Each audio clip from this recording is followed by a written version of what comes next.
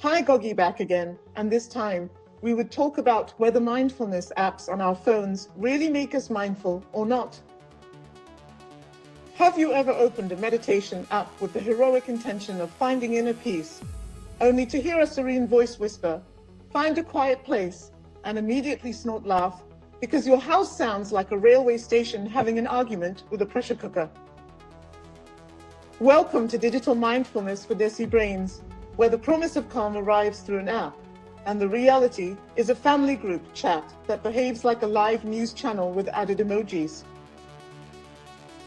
Over the past few years, meditation apps, focus timers, mood trackers, sleep stories, and digital detox tools have swept across our screens like a wellness march sponsored by extremely calm people.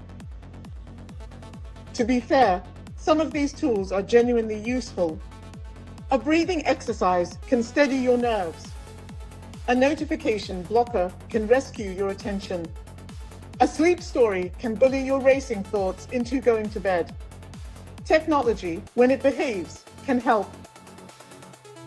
But there is a small design flaw in much of the digital wellness world. It often imagines a user with a private room, a flexible schedule, and the luxury of saying, "I need space," without causing a constitutional crisis. Many Desi people do not live inside that fantasy.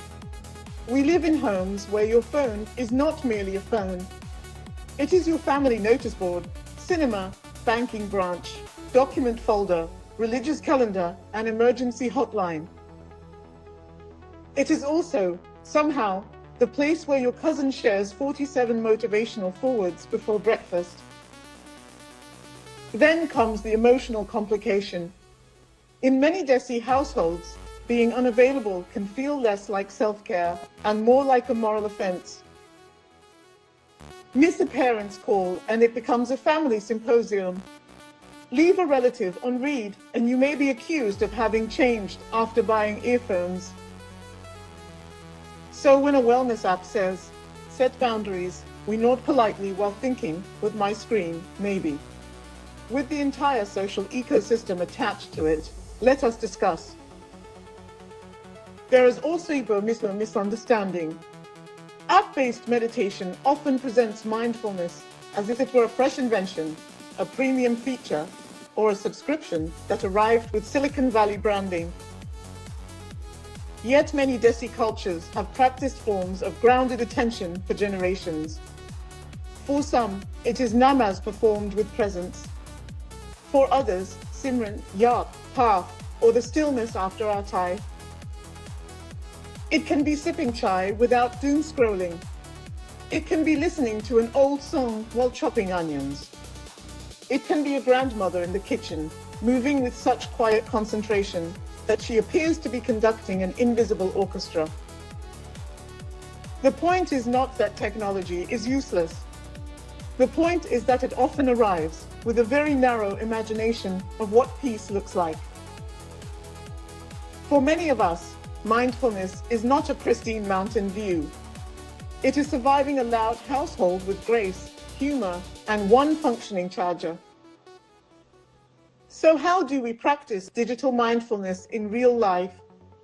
First, stop aiming for dramatic detox theater. You do not need to vanish from WhatsApp for 3 days and trigger a search party. Try soft boundaries. Check family groups twice a day. Keep work messages out of dinner time. Leave the phone in another room while eating. Small acts, repeated often, can do more than ambitious resolutions made at 11:59 p.m. on a Sunday. Second, use technology against itself. Turn on focus mode. Mute the groups that behave like alarm systems.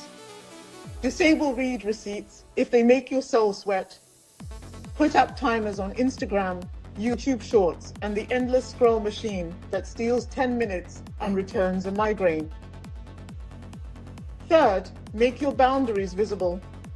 In many Desi homes, silent boundaries are treated like decorative plants, attractive but ignored. Say the thing out loud. "I am studying for 1 hour. I will call after 8. I am not ignoring you. I am reducing screen time so my brain does not fry like a puri. Fourth, replace the habit rather than merely removing it. If night scrolling has been your self-soothing ritual, give your nervous system a substitute. Try 5 minutes of breathing, a short prayer, journaling, stretching, reading, or simply sitting with chai and allowing your mind to be mildly dramatic without a screen documenting it. If wellness apps truly want to serve Desi users, they must adapt. More regional languages, more English, Tamil, Bengali, Punjabi, Urdu, Marathi, and beyond. More sessions for noisy homes, exam stress, parental pressure, immigration guilt, wedding season panic, workplace burnout, and the peculiar sorrow of trying to rest while feeling lazy for resting. Give us 3-minute meditations for homes with background noise. Give us breathing exercises before calling Rishtadar. Give us calm down tools for Sunday night dread. That is not niche. That is understanding the audience. So the real lesson is simple. Digital mindfulness is not about deleting every app and retreating to a monastery where the only notifications come from birds. It is about asking whether your technology is serving your mind or casually scattering it across a dozen tabs. For Desi brains, peace has to be practical, cultural, and realistic. Sometimes it will look like muting a WhatsApp group. Sometimes it will look like 3 deep breaths before responding to a dramatic message. Sometimes it will look like drinking chai without your phone and shocking your own nervous system with the novelty of it all. And sometimes that is enough. Until we meet next time, stay mindful and well.